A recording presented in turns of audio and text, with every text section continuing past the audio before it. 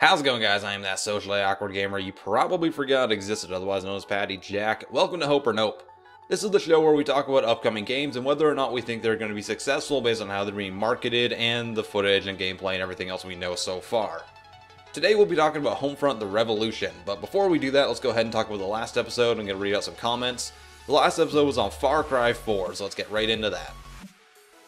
The first comment comes from Hangman for Hire. He says, "Nope. Between Ubisoft's PR saying that the industry is moving to a 30 FPS standard from 60 FPS, Watch Dogs' release in general, saying that Far Cry 4's ultra-high settings on PC will be the equivalent to the underpowered PS4 and Xbox One, and in general becoming the new EA in terms of foot and mouth syndrome, it's hard to believe in Ubisoft delivering on the promises of their products. Far Cry 4 looks like a promising title, but I can't help feel concerned that the success of Far Cry 3 has a set formula for the developers to follow for Far Cry 4 and future iterations." I can definitely see your argument there. Ubisoft does, like you said, put their foot in their mouth when they say a lot of things on a monthly basis at this point. A lot of their series do tend to be very reiterative of each other. When you look at games like Assassin's Creed, you can definitely see that their main goal isn't to make big changes to the series, it's rather just to deliver the same thing over and over again, almost like a sports title. And then you look at a game like Watch Dogs, which had a terrible release, and it really just disregarded the PC market in general. I can see why you'd be concerned about the Far Cry series. The way I look at it is Far Cry 4 does look a lot like Far Cry 3. I believe it's going to feel a lot like it, but I'm okay with that because it's only the first reiteration of the game. If they decide to make Far Cry 5, I would be expecting a lot more, but I'm willing to give it a little bit of a pass this time because they've only reiterated the entire game once. But again, that's completely subjective, and you can, by all means, disagree with that. The next comment comes from EpicGamer316. He says, "Hope. I've been looking forward to this game for a while, and it looks promising. However, Ubisoft tends to overhype their games like Watch Dogs, so I guess all we can do is hope that they don't screw this up for us." I don't necessarily think that Ubisoft hyped up Watch Dogs as much as the rest of the media did. I remember seeing articles saying why you should buy Watch Dogs, or why this will be Game of the Year, and that really didn't do anything to help what turned out to be a good game by all standards, barring, say, the PC textures that weren't present until you went into the config files and stuff. But all in all, Watch Dogs was a good, solid game. It was just way overhyped by partially the developers, but a lot of it was the media consumers' fault as well, and this tends to be a big trend that's been happening over the past couple years. It's not that you shouldn't be excited for a game, but you should definitely always be skeptical of things, because if you assume that everything you're being told by the media or by the company is true, then you're inherently just going to be let down whenever something doesn't end up being in the game. The last comment comes from It's McMango. That is a hilariously fun name to say, by the way. He says, "Hope, because I loved Far Cry 3. I'm hoping the mountains work well with the world. However, I'm worried that this new villain will be too similar to Voss. Otherwise, it'll probably be pretty good." Again, it's along the theme of the Ubisoft reiteration of games. I'm okay with the villain having similar traits to Voss. I do hope that they kind of flesh out this game a bit more, make it feel like a sequel, but give it enough different styles of storytelling and different gameplay elements that you do feel like it warrants $60. I don't want, like you said, a Voss rehash as your main villain, and I feel that they might be putting in some new things, like they've got the branching stories and stuff like that apparently, so hopefully it doesn't feel like too much of a reiteration of Far Cry 3. Hopefully the villains aren't all the same, your character doesn't sound exactly the same as Jason Brody did. So all I can do is hope for that. Nonetheless, I think the game is going to be solid. Okay, now let's move on to Homefront: The Revolution. This is going to be a fun one, because I get to talk about how this game went through like 3 different developers already, so yay. Anyways, the first Homefront was released a couple of years ago. It was a very linear shooter, kind of like a Call of Duty Battlefield single player with some more Battlefield style multiplayer to it. It had its moments, but by no means was it like a brilliant game. It was solid, and I actually quite enjoyed it a lot. I probably got about 50 hours in the game. And for what it was good, but it just couldn't quite break that glass ceiling and be like a really great game that could hold on. And a lot of that was due to lack of polish and I think just lack of actual skill by the developers. So THQ originally had the license for the IP of the game, and obviously they went out of business a few months ago, maybe a year ago at this point. So they sold it off, and they originally sold it to Crytek. Crytek was making the game, they were using the CryEngine for it, and then Crytek decided to sell it off to Deep Silver, so then Deep Silver and Crytek were developing it, and now it seems that it's been mostly pawned off to Deep Silver. This game has gone through a few different developers already, so right now it's being developed by Deep Silver Dam Buster, which is a new segment team off of the company. So I don't think they've done like a real game yet. I think this is their first crack at it. It's also being published by Deep Silver. I think Crytek still has their hands in it a little bit, but I'm not really too sure on the details of that. So as I said, the game is running on the CryEngine, so it looks pretty good. There's a bit of gameplay for it, but unfortunately I can't show the gameplay here because it's only on, say, IGN and GameSpot, and if I were to show that on my channel, I would get a copyright strike. So if you want to go check out the gameplay, please go and hit the link in the description below, and it will take you over to their video. So the game's going to be an open world FPS, which is a big departure from the original title, which was very much a linear shooter with a multiplayer focus. So in the original game, it was very much a Call of Duty or Battlefield campaign. You were going through a desolated America attacked by the North Korean Republic, I believe that's what they're called. And they basically took over America, and you were fighting your way through waves and waves and waves of enemies.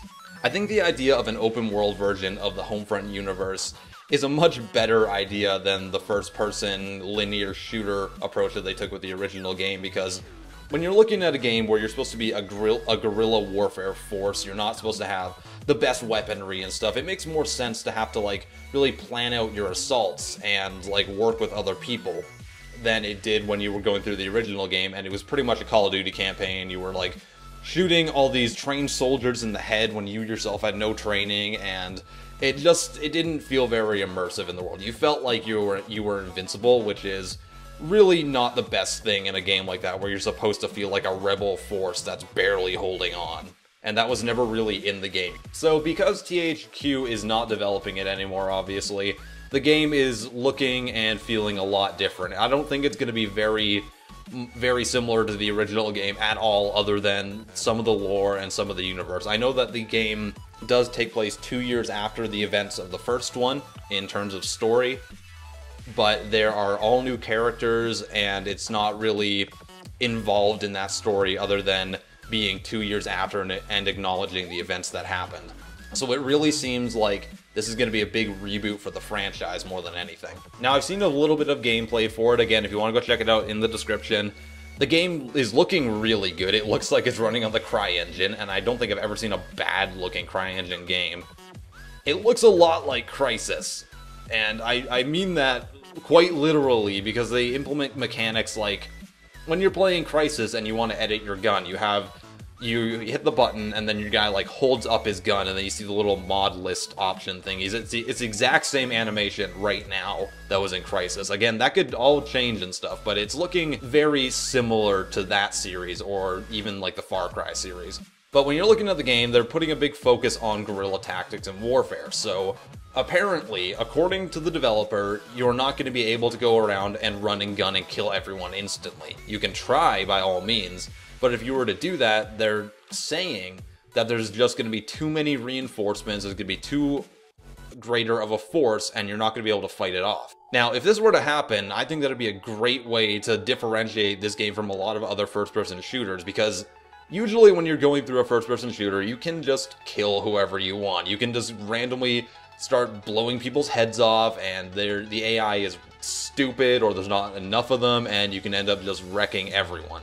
I think that if this is true what they're saying, and you have to use like very guerrilla, like hit and run tactics, or else you'll get overwhelmed and you'll have all your teammates dying left, right, and center and stuff, I think that'd be a really nice change of pace for the entire genre, because I'm honestly tired of playing a game like Far Cry and just being able to take out everyone. Because even a game like Far Cry or Crysis, you can do that pretty easily. So if what they're saying is true, I think it's going to be a nice change. I think I would really enjoy the idea of I'm not invincible. I can't just run around and kill everyone and have them all wonder where I am and then instantly stop looking 3 minutes later. I like the idea that there's going to be a crap ton of enemy troops coming in to try to kill you. But again, I don't know if this is just a fluff piece that they're saying, or if this is like something they're actually really trying to implement into the game. Okay, now let's talk about the game modes. There's single player, multiplayer, and co-op. So the single player is apparently an open world campaign, which sounds awesome. If you go look at the gameplay, they talk about how the game is like completely open world. There's different sections in it that apparently all look different. The game's taking place in Philadelphia, and there's like a big bombed out section. There's like a kind of internment campy section, and then a few other ones, and it's supposed to be all completely open world. You can go find like side missions, kind of RPG style apparently. The world looks pretty good. The campaign looks kind of neat, and I love the idea of open world FPS campaigns. They can be done very well if the studio knows what they're doing, and I think Deep Silver has more than enough talent to deliver on that. The multiplayer is going to most likely be very similar to the original Homefront, or have at least a similar style. I would expect kind of a Battlefield style where you can get into like your tanks and your cars and even like your Apache helicopters like was in the first game. And I would expect probably like a 32-player multiplayer.